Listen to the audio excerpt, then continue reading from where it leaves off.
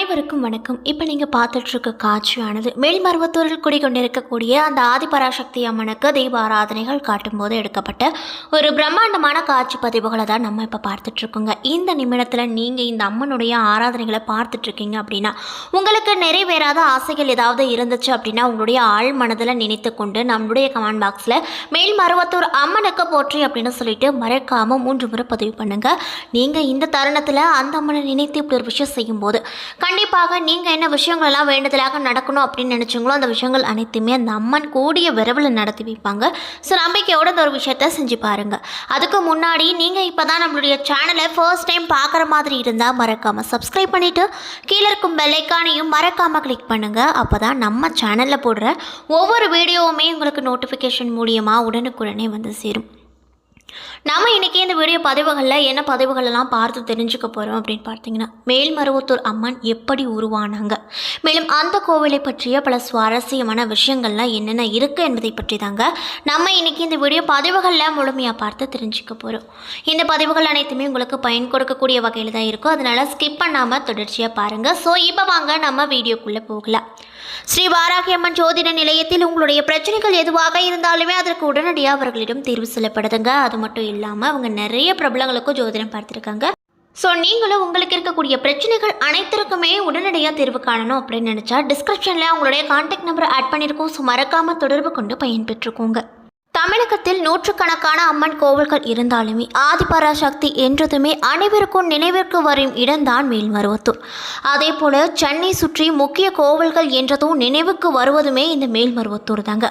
தமிழகம் மட்டும் இல்லாமல் உலகின் பல்வேறு நாடுகளில் இருந்தும் லட்சக்கணக்கான பக்தர்கள் மேல்மருவத்தூர் ஆதிபராசக்தி அம்மன் சித்தர் பீடத்திற்கு வந்து வழிபாடு செய்து கொண்டு தான் இருக்காங்க. தன்னை வணங்கும் பக்தர்களின் வாழ்க்கையில் ஆதிபராசக்தி அம்மன் பல அற்புதங்களையும் இன்றளவும் நிகழ்த்தி தான் வந்துட்டுருக்காங்க. அது மட்டும் இல்லாமல் ஆதிபராசக்தி கோவிலில் சாமானிய மனிதர்கள் அதிக அளவில் வந்து வழிபட்டு செல்வது வழக்கத்தில் ஒன்றாக தான் இருந்துட்டுருக்கு. இங்கு யார் வேண்டுமானாலும் அம்மனுக்கு பூஜை அபிஷேகங்கள் உள்ளிட்டவைகள் செய்து வழிபடலாம் என்பதாலும் சபரிமலையை போன்றே இந்த கோவிலிலும் மாலை அணிந்து இருமுடி கட்டி வந்து வழிபாடு செய்வது முக்கிய வழிபாட்டு முறைகளில் ஒன்றாகவும் இருக்குது அப்படின்னு சொல்லப்படுது. மேலும் இந்த கோவிலின் தலா வரலாறு என்ன சொல்லுது அப்படின்னு பார்த்தீங்கன்னா தமிழகத்தில் உள்ள மிகவும் புகழ்பெற்ற அம்மன் கோவில்களில் ஒன்று ஆதிபராசக்தி சித்தர்பீடம். இது செங்கல்பட்டு மாவட்டம் மேல்மருவத்தூரில் இந்த கோவிலானது அமைய பெற்றிருக்கு. தமிழகத்தில் அதிகமான பக்தர்கள் தினம் தினம் வந்து சென்று கோவிலாகவும் இந்த மேல்மருவத்தூர் ஆதிபராசக்தி கோவில் அமைஞ்சிருக்கு. இந்த கோவில் உருவான வரலாறு மிக அதிசயமான நிகழ்வாக பேசப்படுது. தற்போது ஆதிபராசக்தி கோவிலானது அமைந்துள்ள இடத்துல 1960களில் ஒரே ஒரு வேப்ப மரம் மட்டும்தான் இருந்திருக்கு.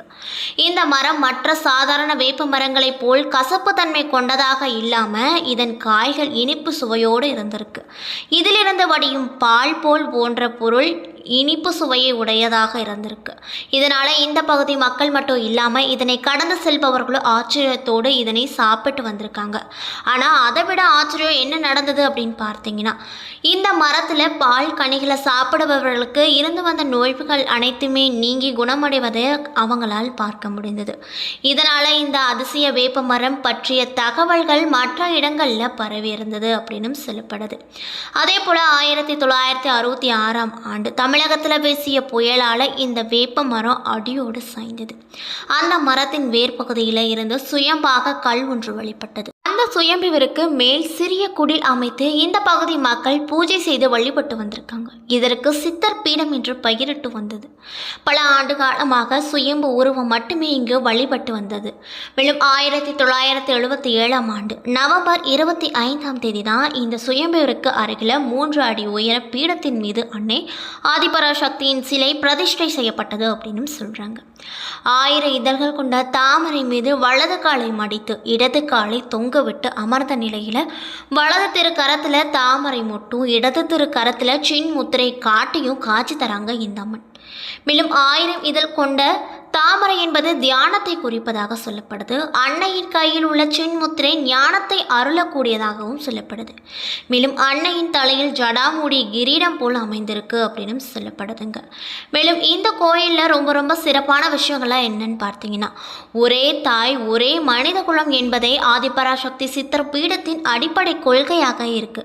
அதாவது மனிதர்கள் அனைவரும் சமம், இவர்களுக்கு தாயாக இருக்கக்கூடியவள் தான் அன்னை ஆதிபராசக்தி மட்டுமே என்பதன் அர்த்தமாகவும் சொல்லப்படுது. மேலும் கருவறைக்குள் சென்று அன்னைக்கு பூஜை உள்ளிட்ட வழிபாடுகளை பெண்கள் செய்யலாம் என்ற முறையை பங்கார அடிகளார் ஏற்படுத்தினார். அன்னை ஆதிபராசக்தி அடிகளாரின் உறவில் பலருக்குமே அருள்வாக்கு சொல்லிட்டு வந்திருக்காங்க. பக்தர்கள் நேரடியாக அம்மனிடம் பேச முடியும் என்பதே சித்தர் பீடத்தின் சிறப்பாக கருதப்படுது.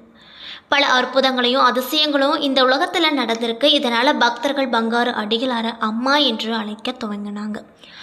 ஆதிபராசக்தி சித்தர் பீடத்தின் நுழைவு வாயிலில் ஓம் சக்தி என்ற மந்திரமும் திரிசூலமும் வைக்கப்பட்டிருக்கு. இங்கு வரும் பக்தர்கள் இந்த திரிசூலத்தை 3 முறை வலம் வந்த பிறகே உள்ளே சென்று அம்மனை தரிசிக்கிறார்கள். மற்ற கோவில்களில் இருப்பது போன்ற இந்த கோவில்களிலும் நவகிரகங்கள் கிடையாது. இங்கு அன்னையை அனைத்து சக்திகளின் ஆதாரமாக விளங்குவதாலும் இங்கு நவகிரகங்கள் அனைத்தும் அன்னையை சுற்றி இருப்பதாகவும் கருதப்படுவதால் இங்கு நவகிரகங்களை தனியாக வணங்க வேண்டிய அவசியமே கிடையாது அப்படின்னு சொல்லப்படுது. மேலும் இந்த கோவிலில் இருக்கக்கூடிய புற்று மண்டபமும் மிக சிறப்புரியதாக பார்க்கப்படுது. இங்குள்ள புற்றில் அம்மன் பாம்பு வடிவில் வசிப்பதாக ஒரு நம்பிக்கையாக இருந்துட்டு வருது. மேலும் இந்த மண்டபத்தில் இரவு நேரங்களில் தங்குபவர்களுக்கு பாம்பின் உருவில் இன்று வரையும் அன்னை பராசக்தி காட்சி கொடுத்து வரும் அதிசயம் நிகழ்ந்து கொண்டே தான் இருக்குது. மேலும் புற்று மண்டபத்தில் வலதுபுறம் சப்த கன்னியார் கோவில் இருக்குது. இதற்கு கூரை கிடையாது. மேலும் 1974ஆம் ஆண்டு சப்தகன்னி சன்னதி அமைக்கப்பட்டிருக்கு. மேலும் சப்தகன்னி ஆதிபராசக்தியின் பரிவார தேவதைகளாக கருதப்படுவதால் இவர்களுக்கு மேல்மருவத்தூர் கோவிலில் வழிபாட்டிலும் முக்கிய இடம் இருக்கு அப்படின்னு சொல்லப்படுதுங்க. அது மட்டும் இல்லாமல் 21 சித்தர்களின் ஜீவ சமாதிகள் ஒன்றிணைந்த இடமாக மேல்மருவத்தூர் கருதப்படுது. பெண்கள் அன்னையின் கருவறைக்குள் சென்று பூஜைகள், அபிஷேகங்கள், அலங்காரம் உள்ளிட்டவையும் செய்யலாம். மேலும் இந்த கோவிலில் உள்ள நாகப்பீடத்தில் எலுமிச்சை விளக்கேற்றி வழிபட்டால் குடும்ப பலம் பெறும், அனைத்து பாவங்களில் இருந்தும் விடுபடலாம். அங்க பிரதட்சணம் இந்த கோவிலின் முக்கிய வேண்டுதலாக இருக்கு. அங்க பிரதட்சணம் செய்து வேண்டிக் கொண்டால் அவர்களுக்கு அனைத்து நலன்களும் கிடைக்கும் என்பது அசைக்க முடியாத நம்பிக்கையாக பக்தர்களிடையே நினைவு வரும் ஒரு உண்மை விஷயமா இருந்துட்டு வருது. மேலும் நவராத்திரி, ஆடிப்பூரம் நாட்களில் அங்க பிரதட்சணம் செய்வது பாவ விமோச்சனம் பெறுவதற்கான சிறந்த வழிபாடாக கருதப்படுது. ஆடிப்பூர நாள பக்தர்களே தங்களுடைய கைகளால் சுயம்பு ரூபத்திற்கு பால் ஊற்றி அபிஷேகம் செய்யலாம். பூஜைகள் செய்வதற்கான சாதாரண மனிதர்களும் அனுமதிக்கப்படுறாங்க. அது மட்டும் இல்லாமல் அர்த்தவன பத்ரகாளிக்கு இங்கு தனி சன்னதி இருக்குது. இவளை வேண்டிக் கொண்டால் அனைத்து தீய சக்திகளிலும் இருந்து விடுபட முடியும் அப்படின்னு சொல்கிறாங்க. அதே போல் மேல்மருவத்தூர் ஆதிபராசக்தி கோவிலுக்கு எவர் ஒருவர் ஒரு முறையாக விரதம் இருந்து இருமுடி கட்டி வந்து 108 முறை மந்திர ஜபம் தியானம் செய்து வழிபடுகிறார்களோ அவர்களுக்கு எந்த தீய சக்தியும் நெருங்க முடியாது என்பது நம்பிக்கையாகவும் இருக்க அப்படின்னு சொல்கிறாங்க.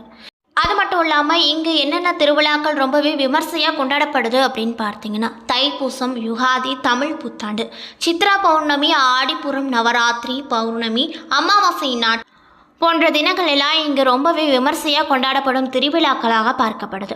என்ன நண்பர்களே, இந்த வீடியோ பதிவுகளில் மேல்மருவத்தூரில் குடிகொண்டிருக்கக்கூடிய அந்த ஆதிபராசக்தி அம்மனுக்கு தீப ஆராதனைகள் காட்டும் போது எடுக்கப்பட்ட ஒரு அற்புதமான காட்சி பதிவும், மேலும் அந்த அம்மனை பற்றிய பல சுவாரஸ்யமான விஷயங்களையும் இந்த வீடியோ பதிவின் மூலியமாக நம்ம முழுமையாக பார்த்துருப்போங்க.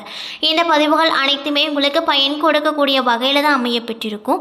ஸோ வீடியோ பிடிச்சிருந்தால் லைக் பண்ணுங்கள், ஷேர் பண்ணுங்கள். அது மட்டும் இல்லாமல் உங்களுக்கு இந்த மேல்மருவத்தூரில் குடிகொண்டிருக்கக்கூடிய அந்த ஆதிபராசக்தி அம்மனை ரொம்ப ரொம்ப பிடிக்கும் அப்படின்னா அந்த வீடியோக்கு ஒரு லைக் பண்ணிவிட்டு உங்களுடைய ஆழ்மனதில் நிறைவேறாத ஒரு விஷயத்தை வேண்டுதலாக நினைத்து கொண்டு நம்மளுடைய கமெண்ட் பாக்ஸில் மேல்மருவத்தூர் அம்மனுக்கு போற்றி அப்படின்னு சொல்லிட்டு மறக்காமல் 3 முறை பதிவு பண்ணுங்கள்.